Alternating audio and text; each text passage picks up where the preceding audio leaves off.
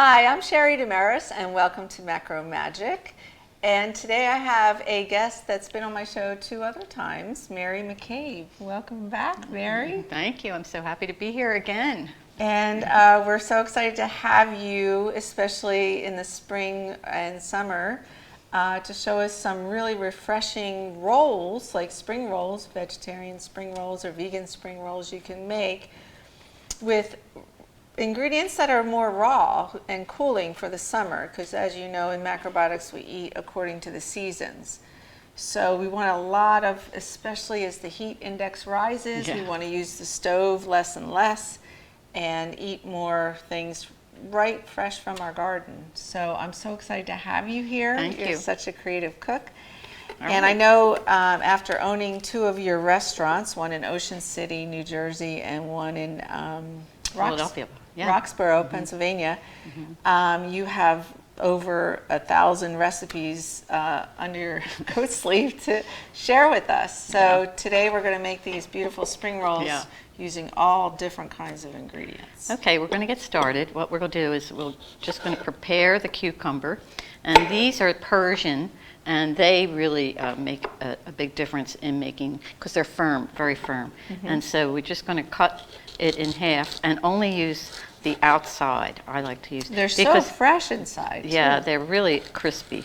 And so we were learning that we can only use make the size of our palm. So for these egg rolls, or not egg rolls, my goodness, they're spring rolls. So you cut them the length of the size of your palm, and that makes them fit into the spring roll wrapper easily. It's kind of a good guide because you have a palm at least to work with.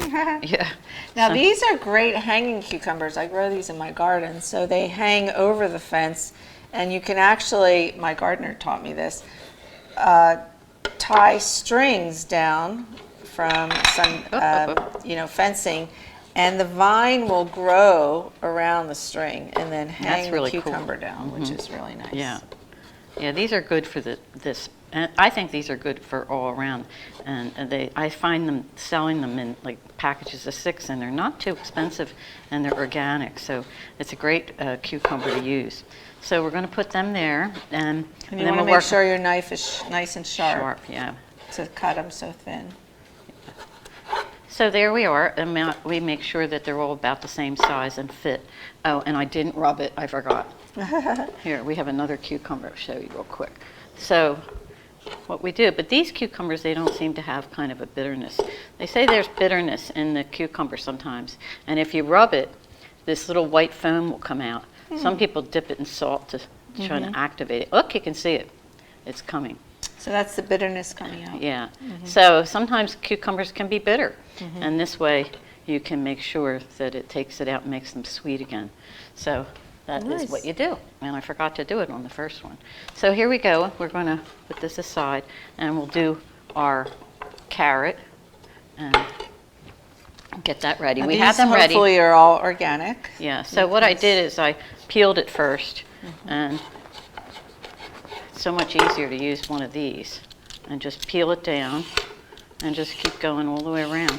That way you don't have like any kind of, this is still good, you can make stock with it, but it's not real pretty it's too, kind of the color isn't right. So that's why I peeled them. So we're going to just go in here and slice them real thin and make a flat so that it's easy to work with, so that you don't have to have it roll on you. You know what I mean? So I know when you're teaching knife skills too, you need to keep your left hand like a claw so you don't chop off your finger sometimes too easily. I found I would burn myself more than cut myself in the kitchen. It was easier to burn.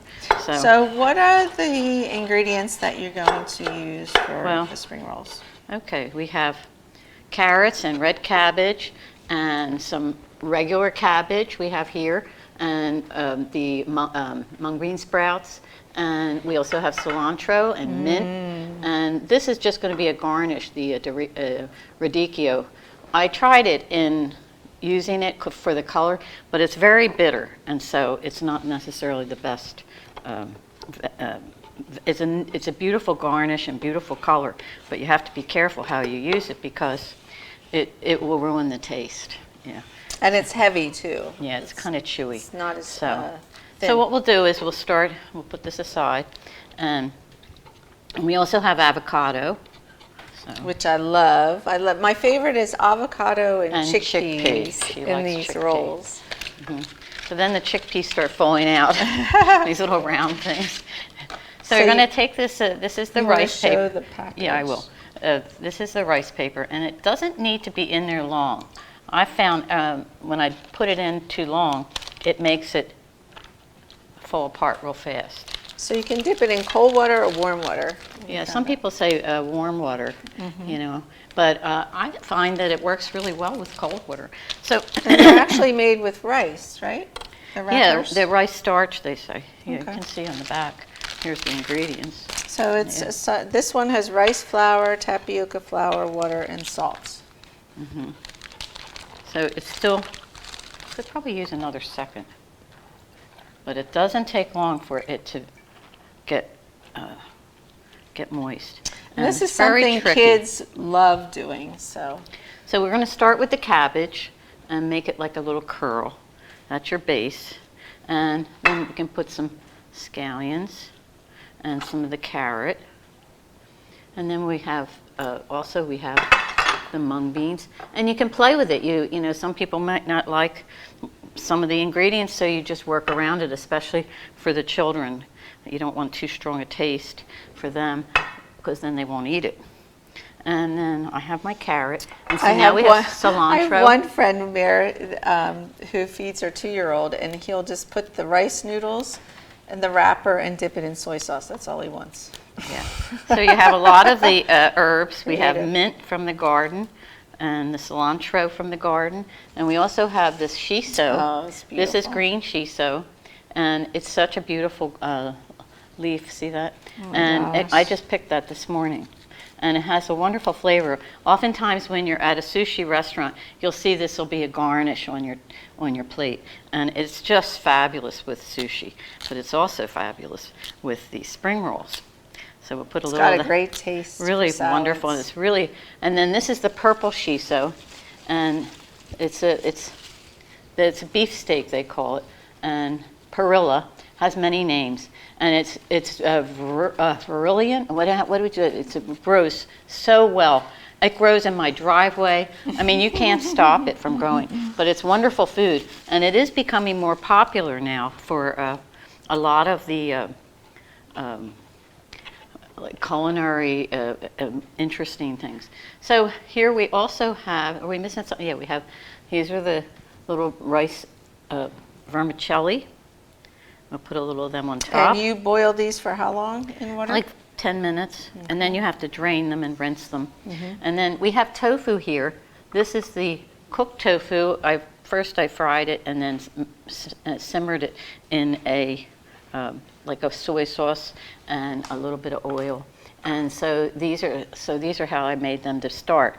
And these you can use in sandwiches, salads. yeah, it's just been lightly boiled and then simmered with soy sauce.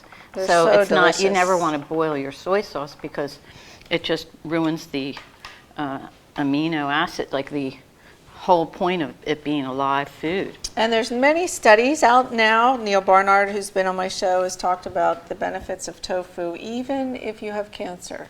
So processed soy, they say still stay away from, but tofu, tempeh, natto, miso, all great ingredients for anyone trying to heal a disease. Yeah, it's full of fermentation and probiotics, and it's the best builder for our immune system, which is so important these days with our microbiome, which everyone's talking about. And fermented foods are now becoming very popular. So there we are. It's We have a nice beautiful. little one, and it's a little tricky. You know, you can make them tighter, and then And we'll this slice one them you up. did, which yeah, was beautiful. I put the flowers in, Oh, so really? you can use the nasturtium and all your edible flowers. So I just picked them off and put them on the top on the last roll. So we'll do one of them too, something like that. Gorgeous. Try different things for it. Yeah. And the nice thing about these rolls, because I make them a lot in the heat, you can stir fry the vegetables beforehand, or you can eat them raw. So you can eat them in the wintertime and just cook more of the ingredients inside. Yeah, it's really, this is a wonderful summer meal because there's no cooking involved, although I did cook the tofu ahead. But you can do that maybe early in the morning. These hot days can be unbearable, and you just don't want to turn your stove on, because look how long it takes for the stove to calm down and cool off. You think, oh, my stove's still on, and it's been 10-15 minutes and it's still hot. And all that heat, you retain in your body, so it's good. Yeah, this is great because everything is raw, but it's also refreshingly raw, and it's a wonderful meal. But we do have the peanut sauce, and the peanut sauce here is not cooked either. You don't have to cook it. So you can make that ahead too without even cooking it. And it'll keep in the refrigerator for maybe a week, maybe more. So how do you make the peanut sauce? This one, the recipe is you take about 1/3 cup of the peanut butter, and I used the organic peanut butter and no unsweetened. And it can have a little salt if you want, but sometimes it's nice not to have the salt because I don't know the quality of the salt. So then we put, it's an easy recipe. It's like 2 tablespoons. I used maple syrup. You could use rice syrup. Some people use sugar. I don't really want to use the sugar.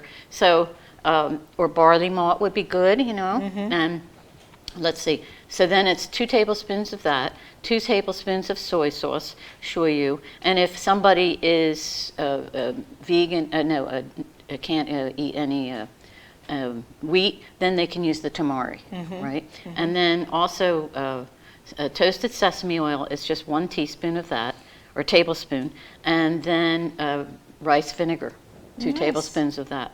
And then you mix it all together. And we put some chili flakes in there. Yeah, we did. We made our own chili flakes out of the chili flakes, but I ground them up in my food grinder.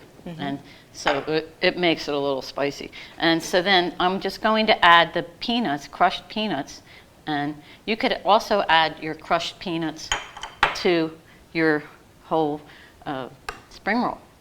But it's kind of fun to have it in the dip. And then this is another dip I made. And this one's thicker, as you can see, and it's a little darker. And I thought what we'd do is put lime juice in. But more, you would do that right at the end. You don't want to do it right away, because then it would be, the lime juice will start to sour a little bit, and it'll ruin it. Okay? Okay, so we're going to take a commercial break, and when we come back, we're going to look at more combinations of what you can put in the spring rolls. And we're going to taste some of your beautiful dips and talk more about what you're doing now that you've closed the 2 restaurants you were running. Okay.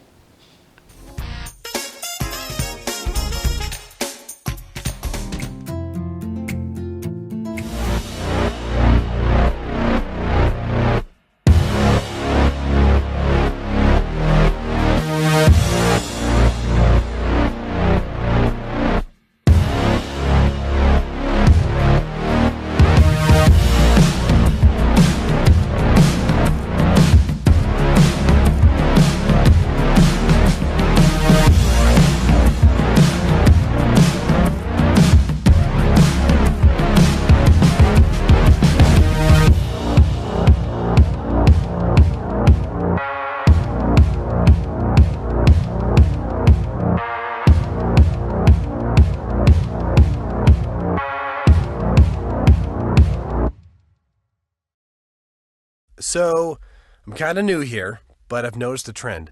My human does this funny thing where she goes around and gets all my toys, and then she hides them in that basket by the door.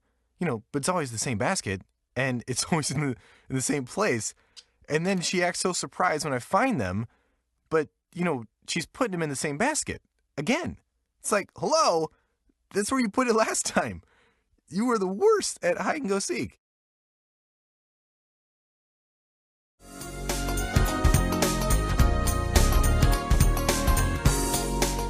Welcome back. I'm with Mary Mccabe, formerly of Mary's Restaurant in Philadelphia and Ocean City, right? Right. And we're Bridges Restaurant. Yes. Bridges Restaurant in Bridges Ocean Restaurant. City. And we're talking to Mary about spring rolls, something really fun to eat during the summer and the spring. Sometimes you've had these at Vietnamese or Chinese or even Japanese restaurants, and I never knew how to make them at home. And these wonderful wrappers, which are just made from rice flour, which you can get now in your supermarkets or your natural food stores, are the base. And Mary has already started a second roll, and you're going to show us some different ways or techniques of using different ingredients in them. So this time I'm going to put the tofu that has been fried and then simmered. A little more texture, a little more flavor. Some people like a little stronger. And then this is tempeh, and tempeh is also a soybean product, and it's also been fermented, and it's just a wonderful food and has so many ways to prepare it. So for those of you who don't know tempeh is often used in macrobiotic cooking. Its origination is in Indonesia, and they would ferment soybeans and lay them out on banana leaves until they, for several days. It's another great fermented food, made naturally. It has a lot of B12 in it. It's almost like the natural vegan burger. Yeah, it has so much texture, and we used to make it in California with Morimoto, and we would you have to it's a big job because you have to soak the soybeans, then we had to cook them for a long time, and then you had to let it cool, then you had to take the little skins off the soybeans, then you put it in, you mix it with the culture, and then we would put it in like a flat way, and it was amazing after several hours. I don't remember how many hours, but we'd, a certain temperature and moisture, and then this beautiful white film would be on top, and then you had to stop it, and when it stopped, that was the microbes, that was the bacteria, and it was wonderful to watch. And you can mail order it if you can't find it in your natural food stores. We had Rhapsody Natural Foods on our show. Who they make it homemade in Vermont, and they can ship it to you in all different flavors. But a lot of places are starting to carry it my ShopRite has it, but all the little health food stores, they'll have it, and it's a wonderful food to try. I don't particularly like the recipe on the back of the package because it's kind of bland. I used to have my restaurant, I used to have a tempeh on the menu, and I would deep fry it because for the restaurant it needed to be much more flavor for people, and then they would want to eat it. And then I would rinse it, take off the oil, and it was always good quality oil. And then we would simmer it in. First I'd boil it and then simmer it in with a soy sauce brine type thing, and then it would hold up. Hold that one sec. And I would also add kombu to it because the kombu, this has been cooked into the so you can see that it's been cooked in with the tempeh, and pretty much this is how it comes in this flat little patty. So kombu seaweed is almost like a bay leaf that we use cooking beans and rice, and Neil Barnard was on our show talking about how it's very healing for the thyroid. Any sort of thyroid problems really benefit from the iodine in seaweed.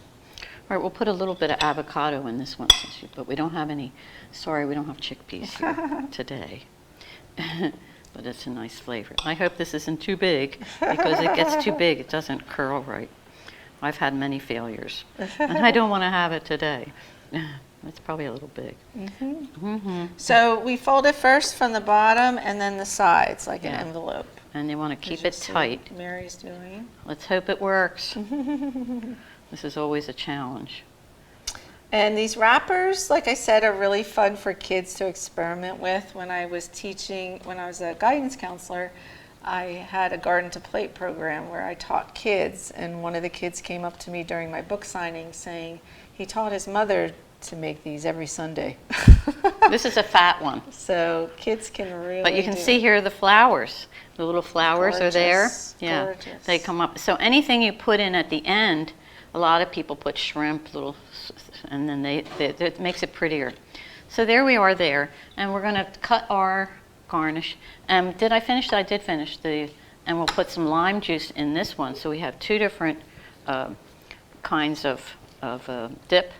Nice. Yeah. So you can slice them down the middle or slice them on an angle. Makes them pretty. Yeah. Do you want to do that? Sure. Okay, I'll move this. And then we have two plates to put them on. So if I slice this on an angle, Yeah, I hope it works. it turns out really beautiful inside. Oh yeah, that's pretty. You see all the beautiful colors, and it's just so appetizing to. Yeah, see, and then we can garnish it. With a purple flower. And so to make garnishes, it's so much fun, and you can make it look really pretty. And so there's lots of garnish books, but you can make little garnishes, and then you put it in ice water. Oh, your curly carrots. Yeah, and then you can have like that. And it makes your food more beautiful and more appetizing, so people really want to eat it. And I'll show Let's the see, viewers. And I'll stir this. This is the dip with the lime juice. And we were talking about tofu too. You can eat it raw during the summer. Tofu is very cooling. So if a child has a fever or someone I'll maybe put it on has a this one. brain injury, you can actually put a piece of cold tofu on their bruise or on wherever the injury is, and it immediately cools the body off. So Yeah, much. if they have a fever, I mean, when my children would have fevers, oh my God, you take a hunk of tofu, but it would be raw, and I would put it on their forehead. They'd be like, "Mom, tofu, it's coming down my face." But I'll tell you, it worked. It worked. They believed me after it worked, so it wasn't a problem. That's a beautiful Yeah, plate. this one is coming up. So, and the other thing I wish I had brought on my way, I was thinking about it, and they make also smaller packages of this. So it's more like a 6-inch, and it'd be like a smaller version. Then I think that would be really fun to make little ones and then roll them up so they're like this size, and then they would be an appetizer that you can just bite instead of having to cut and worry about it falling apart, because that is definitely an issue. And we did talk about putting these in the refrigerator. They do get a little rubbery. They keep their shape, but again, because it's They raw don't last vegetables, long. yeah, you wanna This is eat something them that you have to soon. make fresh. And I did a demonstration for a group of women, and I had them all make their own, and it was fun. And they had never done it, so it made it, kind of difficult. So we have our green shiso, and this is amazing to grow. I got one plant, and I have a whole garden. It grows everywhere, and year, it's right? just fabulous. One plant, and I just let it go to seed, and every year they go to seed. You can eat the seeds. You can. I dry it. And then I